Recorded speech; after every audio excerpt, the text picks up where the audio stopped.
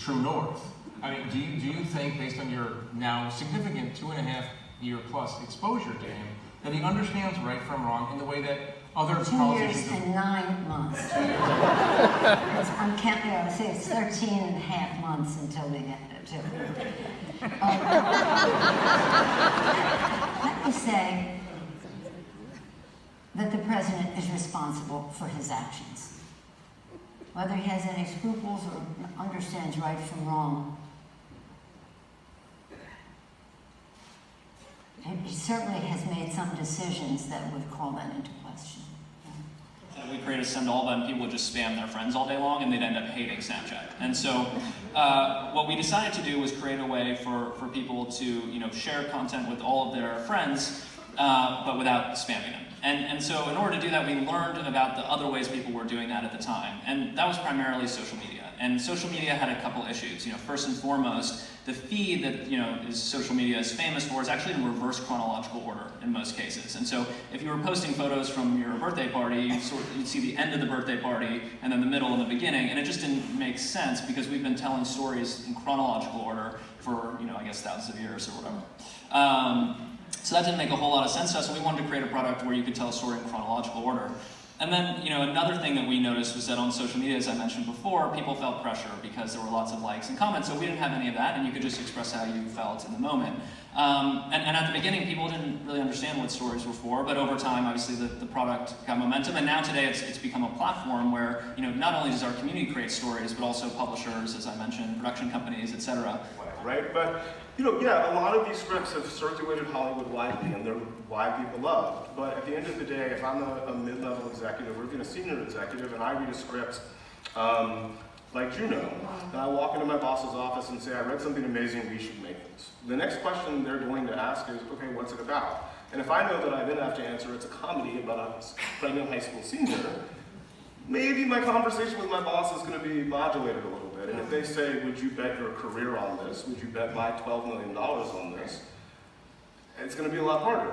But if I can also say, well, yes, I would bet your money on this because 40 people out of the 300 people that voted on the blacklist last year said this is one of their favorite screenplays from the previous year, that might change the dynamic. And actually something that happened last week that was really exciting, Harvard Business School has been doing a study on the blacklist for the last year or so, and they concluded that not only are scripts on the blacklist twice as likely to get produced as scripts that are not, but those that do get produced make 90% more in revenue, controlling for all other factors, studio, budget, agency, whatever.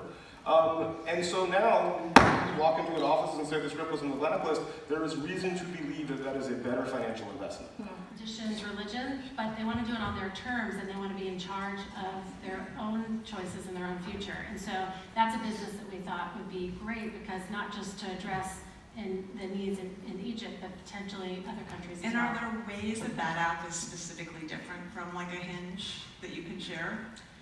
Well, there's different needs, and so as we evolve those needs, for example, traditionally parents, siblings, aunties got involved, and so how do you create those connection points that allow a family to be involved in a way that's not too intrusive, that puts a little bit more control in the hands of I'd say dater. They don't really date in a lot of these countries, but the person who's looking for a serious relationship. So you couldn't invite friends over for sleepovers because we didn't know what might happen in the middle of the night, and it would just be terrifying or embarrassing or whatever.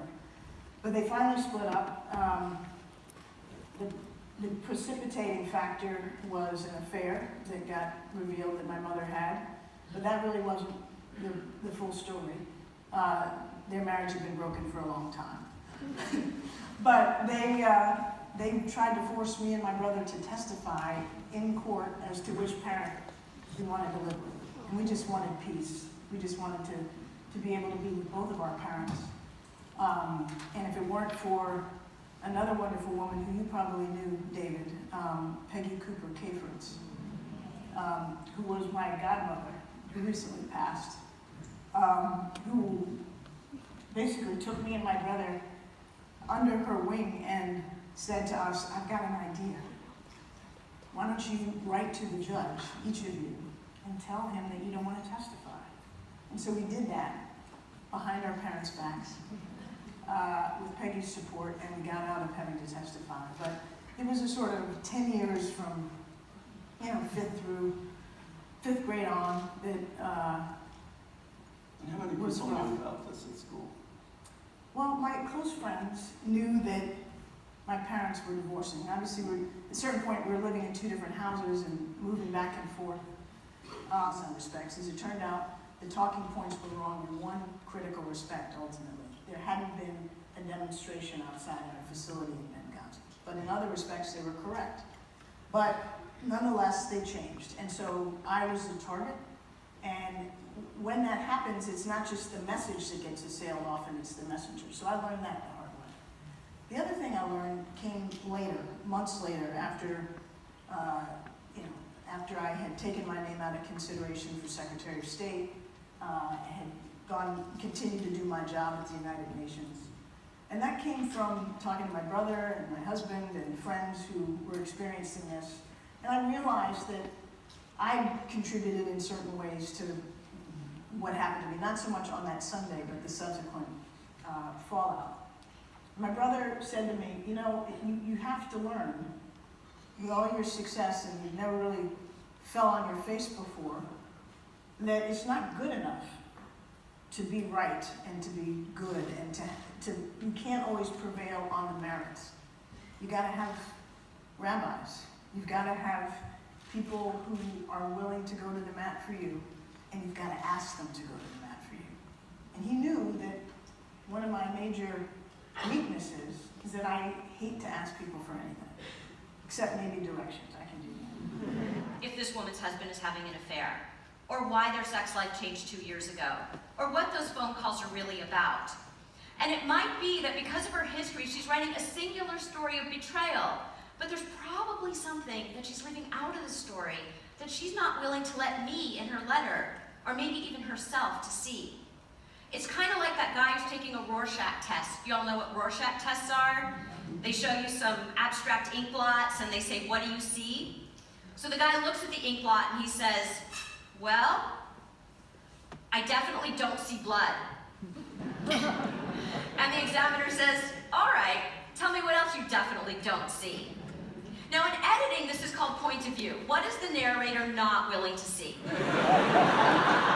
You know, I don't think that he's happy in his own skin. I think he wants to be me. He wants to be a great, studly guy, that is muscular, that doesn't have a gut sticking out, any of those kind of things. Right? And that is in the center where the action is. And someone that is inclusive. And you know, someone that has done action movies, which he always wanted to do. I guarantee you that.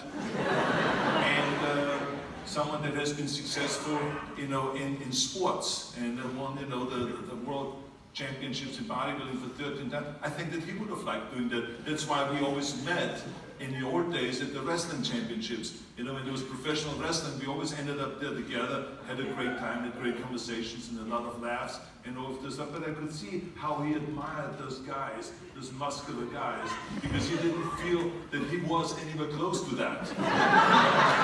Whereas I always admired those guys and I said, I'm one of those studs. So he says, I think so. He's looking at me and he says, I'm jealous of the schnitzel. I'm jealous of the schnitzel. Yeah, so that's the way, you know, I see it, because otherwise there's no reason why every so often he talks about me and, you know, he throws out some weird comments and stuff like that. And, you know, but it's perfectly okay. I think that you have to take this with a sense of humor. I think it's funny. And then it gives me a chance to say something back to him. I want to note for the record that you win first prize in the Atlantic Festival straightforward answer competition.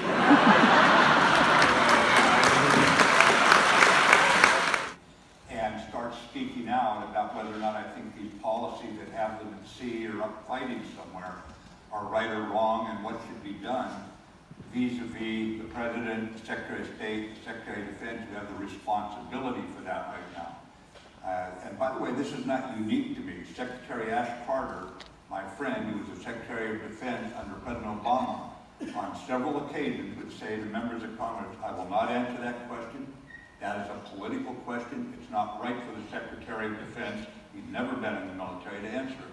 So this continues a tradition that I think is worthy at a time when we're just awash in change and passions that the military stand true, and I'm a product of 40 plus years in the military, to defending this experiment we call democracy.